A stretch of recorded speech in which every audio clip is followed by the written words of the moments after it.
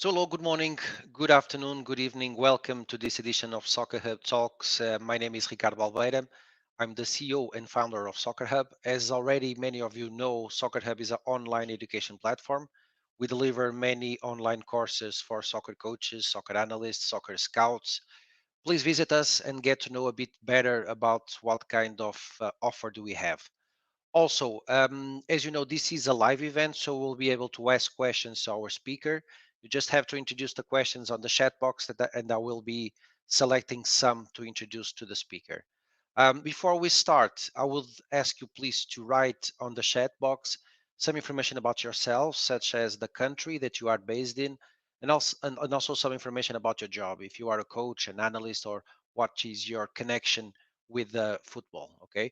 So today we are here with K Brock. The subject is Schalke's talent development plan. Okay, and K Brock, he works at the youth department of the German club FC Schalke 04. Okay, so we will start just in a few seconds.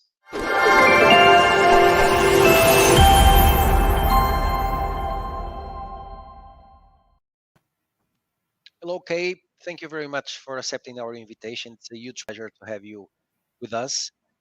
You were just saying that usually you are at home working, but now with the kids going and running all over, it's harder. So thank you for being now at the academy to be here with us. It's a huge pleasure to have you and to have the opportunity to learn also from you. Okay. Okay. Thank you very much. Yeah, hello Ricardo. Hello everyone. Okay, so Kay, as usual, I didn't did a long presentation, but could you please tell us a bit more what was your path uh, to the current point that you are in now? How do you got to be on the youth department of Schalke? It is a long path. I hope you took some time. So, I will give you a short view about over this. Yes, in 2002, during my sports studies, I started my career as a youth coach as an assistant in the age group of under 12 till under 14 at the German Football Federation training base in Bochum. This is the city Okay. where I did my study. And at the end of my studies, I joined Schalke in 2005. Okay. So now it's about a long time, 17 years here. And then first I started as an assistant in the under 13s. And then after 3 years became the head coach of the under 13s. And later I switched to the athletics department and coached the teams from under 12 till under 14. And in the meantime, I worked as a sports teacher at our partner school. But when the task and the project at Schalke became more and more extensive, I joined the club as a full-time coach and instructor. And at the moment, I'm a member of the methodology department, and I take care of the training contents of the youth department and the further education of coaches at Schalke and abroad.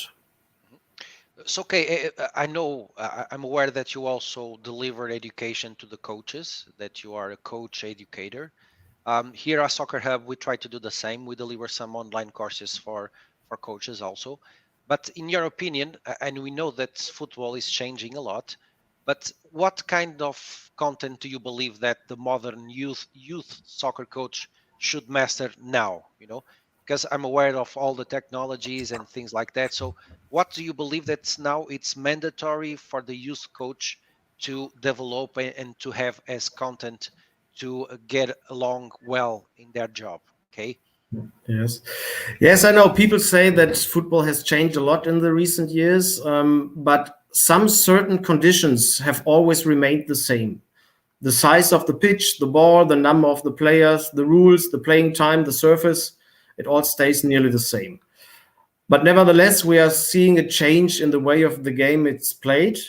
And the players are now physically well trained. Their tactical understanding is gone to the last detail.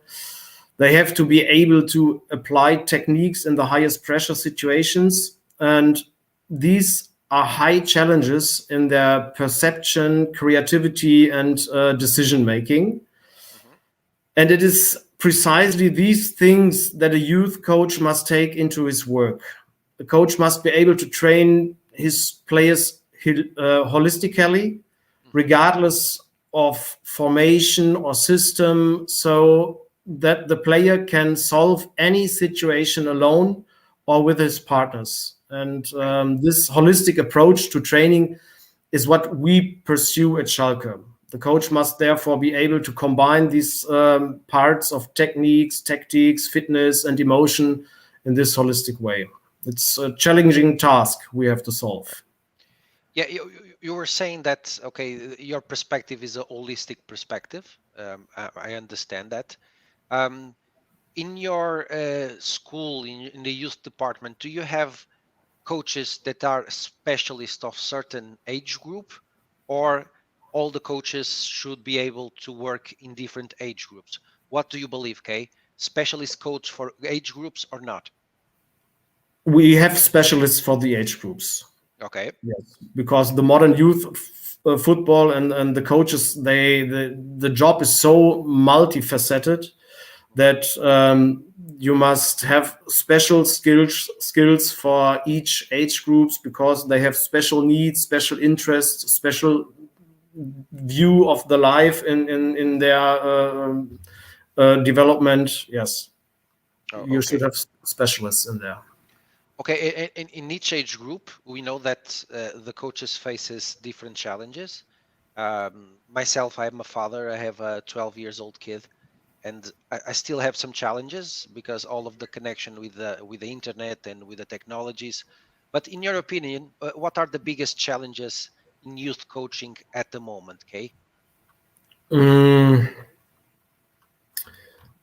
The biggest challenge in football education is that we have to train players for the football that will be played in 10 or 15 years. Yeah. So, yes. So we have to see that the players get tools to deal with the challenges of the ever-changing game. Well, that's why it's creativity, personality, the athletic performance that are important factors in our training, so that the players are well equipped for the all situations they can come up in the next 10 or 15 years. And we have to do all these even though the players have less time than before. They have school, leisure time, family, and sport, and all these are in competition with each other in terms of time.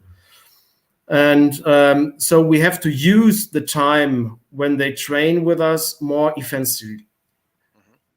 So that is a very big challenge.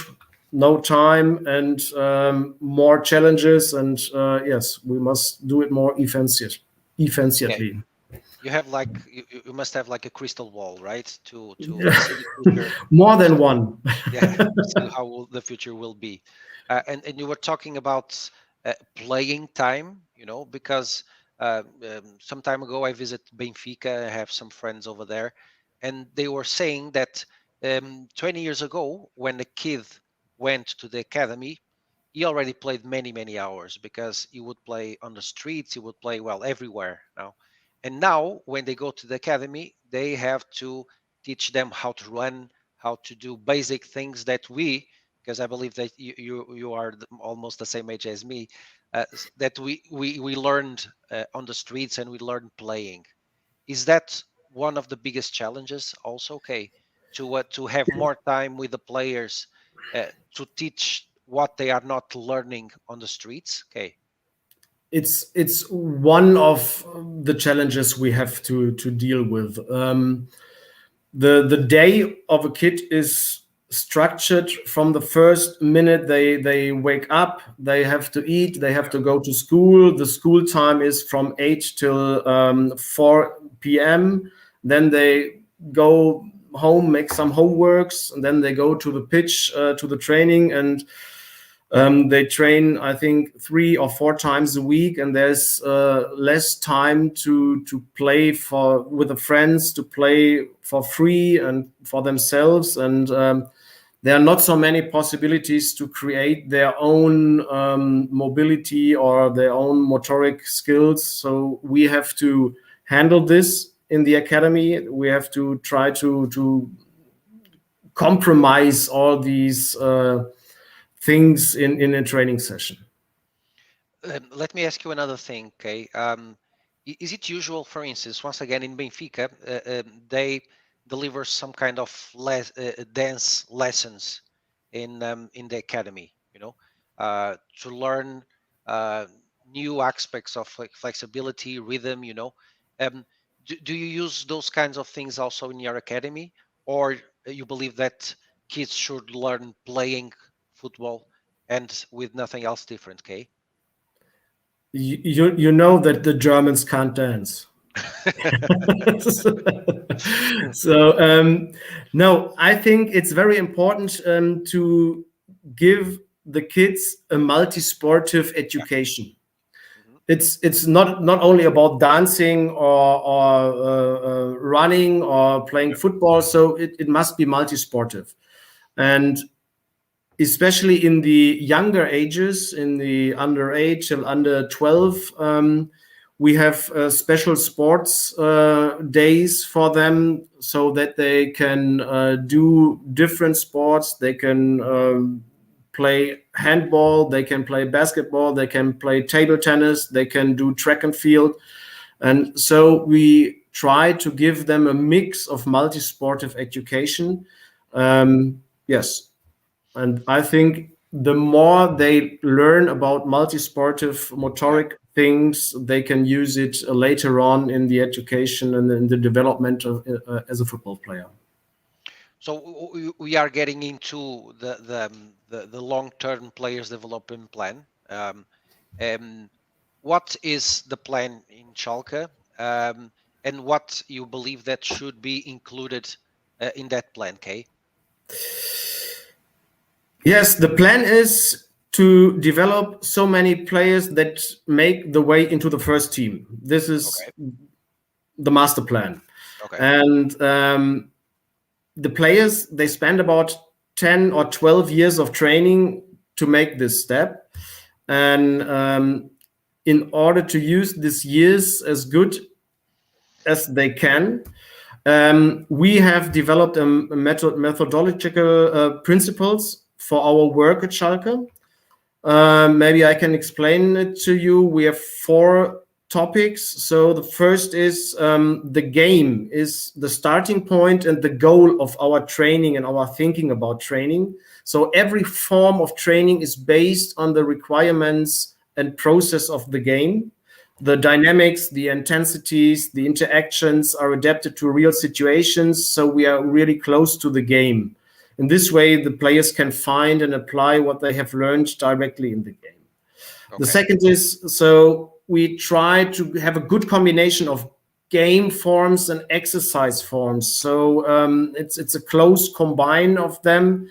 We give the players the opportunity to learn and try out and improve skills in a very high density.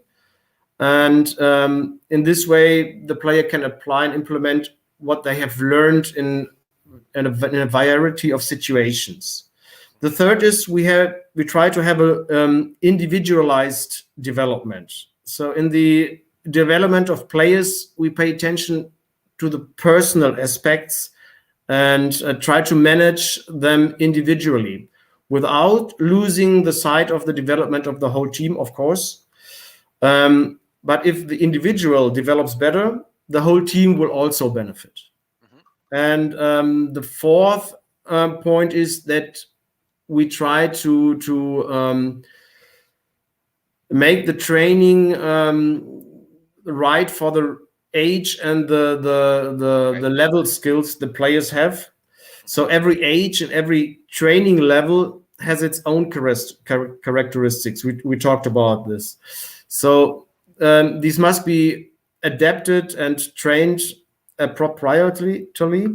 So the developmental stage, training age, and at top level and biological age play a big role. So we make bio banding and things like this. So we Okay. try to have a look at their biological age and the level skills also. Okay, so that's a small perspective. I'm sure that in the future you will have to, or you will be able to explain this in more detail in an online course for Soccer Hub. Of So, course. guys, keep connected with us so we can have in the future more information about this methodology with Kay. We have here some questions. You addressed a bit this issue when you were talking about what kind of content do you deliver to the kids in the different age groups. But Rastislav is asking how much emphasis in your development do you place on players' discovery and implementation of problem-solving skills in game situations? Is that something common that you usually introduce in the training sessions? Okay. That the players should discover for themselves in the Yes. playing situation. Yes, of course. It's. I think it's better that the player solve problems for themselves, not just giving them Solution. Yeah. advices from the outside like a joystick. So it's better that the player solve problems for themselves, think for themselves, and game forms are a good method to give the players the chance to solve problems for themselves. Yes, of course. Okay, great. Another question off. Let me introduce the question. Here it is. How do you compete with rival academies in terms of player recruitment? Do you work with a group of farming clubs? Do you have a kind of partner clubs spread all over Germany, or do you focus in specific areas to do the scouting? Um, First of all, we try to find players in our region. Okay. So our yes, our main thing is that we say the player should not sit more time in the car than spend time on the pitch. Okay. So even in the younger years. So often clubs pick players from far away, but we say we want players in our region. They should not be more than 20, 30 kilometers away in the first years. But in the older stages, of course, we do our scouting nationwide or then at least international scouting. Okay, thank you for your answer, and thank you for the question, Olaf. Um, now, you talked about that working with youth. Now it's like you have to have the chance to have a perspective that what will be football in 10 years or 12 years or so. Um, what do you believe that's going to be the profile of the future top athletes? Will be very different from the current one because every day we see that in the past we would have those Brazilians players that always, and now we have everything on academies where the players are not so creative, but what do you believe that's going to be the top player of the future, and how will be them be different from those that we have now? Okay. Yes, it's difficult to say what an athlete will need in the future, as we do not know what demands will be placed on them in the future. Therefore, it will be important that the athletes have a high degree of flexibility and creativity. These are very important points, and they must be able to adapt to constantly Okay. changing situations and find the best solution in the shortest possible time. The time is getting shorter, the pressure is getting higher.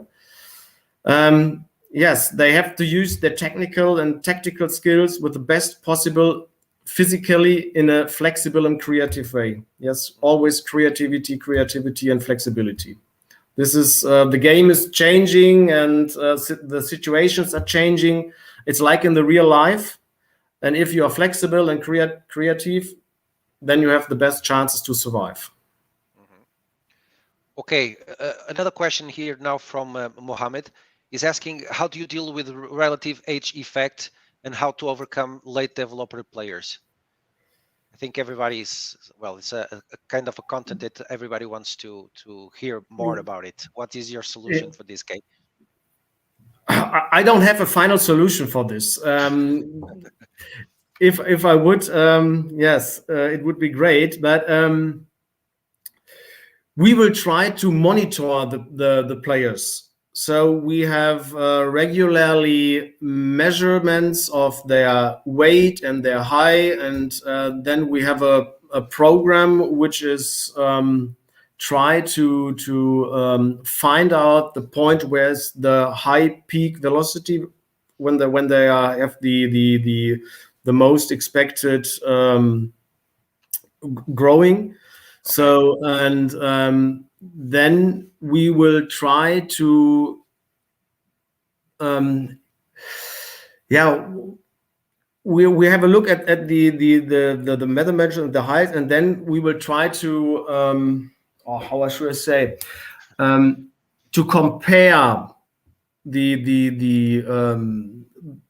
players. If you have a player which is early developed with a player which is late developed, and what is the perspective of these players if they're on the same level, what is if it's the early player on this level, the late developer on this level, and then we try to find out which player has the better perspective to be a professional player. So it's very hard to say this in an early stage of the years. But maybe in 1 or 2 months, we are making now a research for this. We can say more to this. Okay. Thank you very much. Thank you for the question also, Mohammed. We have here another question now from Danny.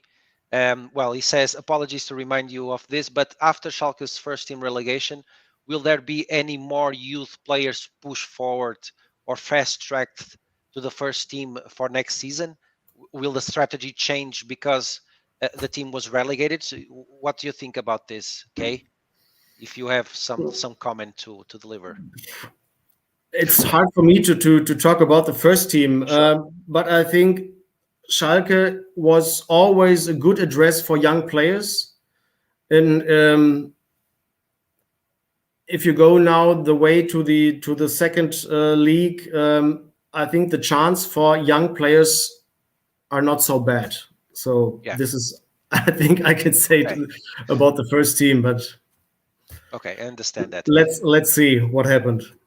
Yeah, so let's talk about the coaches. We talked about players, and now what is the profile of the coaches that you like to recruit, or that Schalke's usually recruit for their academy? Is there a specific profile, Kay? I think it's not so easy. It's not so specific because the demands on the coach are becoming more and more complex, but specific at the same time. So you have both extremes. So this is why it's important to have a good and a working team. And you need specialists for maybe the physical department, for the mental department, the age range, and the technical things.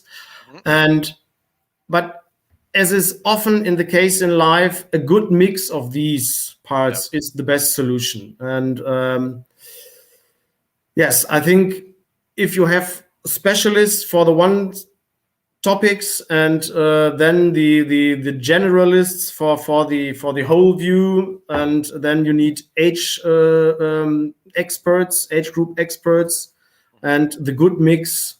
It's the best thing you can have for a team. So maybe you have 2 or 3 coaches which build a really good working team. Okay, perfect. So we have to talk about the hot topic about COVID-19. In your opinion, how will it impact the development of the players that are already in the process? I mean, how will it delay the entire development process of the players? Because at least here in Portugal, we stopped all the competitions and some practices during the 1 year almost. So I believe that has impact on your plan. How big is that impact, Kay? Yes, first of all, let me say COVID-19 is a big challenge for all of us in these times. And first and foremost, it's about people's health and fighting the virus. Yeah. Now, that is why respecting the rules is the priority. Coming back to the players and their development, it is really a difficult time for us also. There's also a lack of competitions and regular training, and there's always constantly changing the requirements. So our coaches are really working hard to give the players the best training as possible, despite the restrictions, of course. And we all hope that this gap in training and competition can be closed again in a few months, more or less. But fingers crossed. It's a really hard time, I think, and especially for the players in the under 19, they want to make the step in the first team. It's really really bad that they cannot have a real match for more than 1 year, and I don't know if this is possible to close this gap. Yeah, yeah, yeah. And I would say you were saying that everybody has this problem, but the truth is that about 2 weeks ago, I interviewed a guy that works in the academy of CSKA of Sofia in Bulgaria, and they didn't stop any competition. So the kids keep on playing and having the practices also. So maybe we will see some Bulgarian top players in the future because they have one more year of practices, you know. So before we finish, I have two more questions. Well, I have here one from Mario. Let me just ask you this. Hi, Ricardo and Kay. How would Kay explain the playing philosophy of the Schalke Academy? What are they looking for in defensive phase of the game and what in offensive phase of the game? It's a big question. It is. It's a really big question, and what should I say? Of course, we have a philosophy, Yeah. and I think this is a separate topic of a special live talk, maybe. Yeah. What can I say? We try to dominate the game in all of our age groups. We are not looking at our opponent. We try to make our game, to dominate the game, to build up from the short, build up short from the back, to have ball possession. And if we are not in possession, we try to press high and to get the ball early in the opponent's half. So this is, I think, the main points of our philosophy, but there are more details, Yeah, sure. you know, Yeah, in our future online course, we will have more details about it, right? of course. Okay, my last two questions. First, do you have any interesting story that you would like to share with us? Have you prepared something for us? Also, Schalke is a club with a lot of tradition and a deep connection to its fans and to its history. And there's not really just one interesting story, but probably thousands of stories. But there's one thing I find very meaningful that Schalke is doing.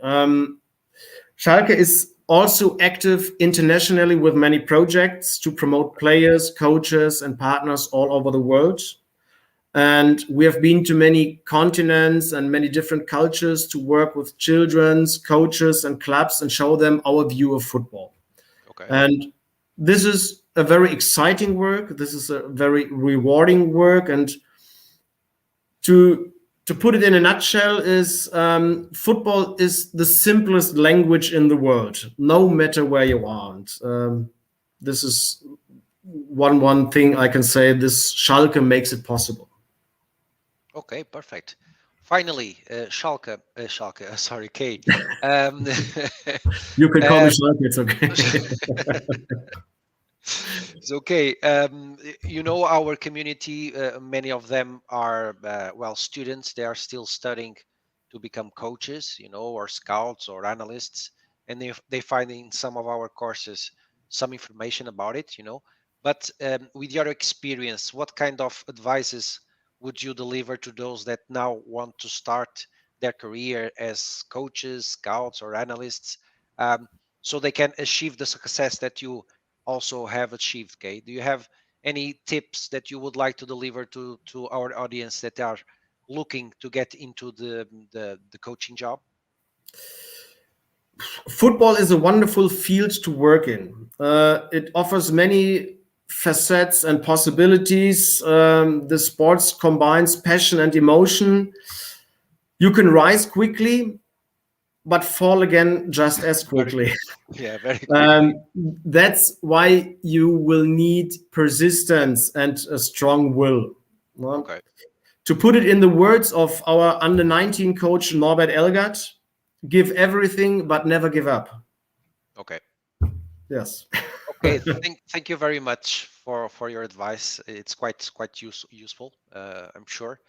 Okay, thank you very much for your time. It was a pleasure talking with you. It was a pleasure meeting you also.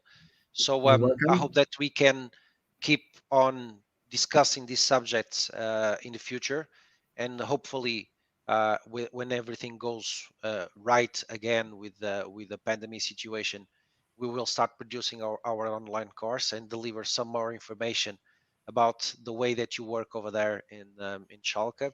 So thank you very much, Kay, and I hope that we can be together soon and discuss some more ideas. Okay, thank you very much. Of course we do. You're welcome. Thank you. Thank you. Bye bye.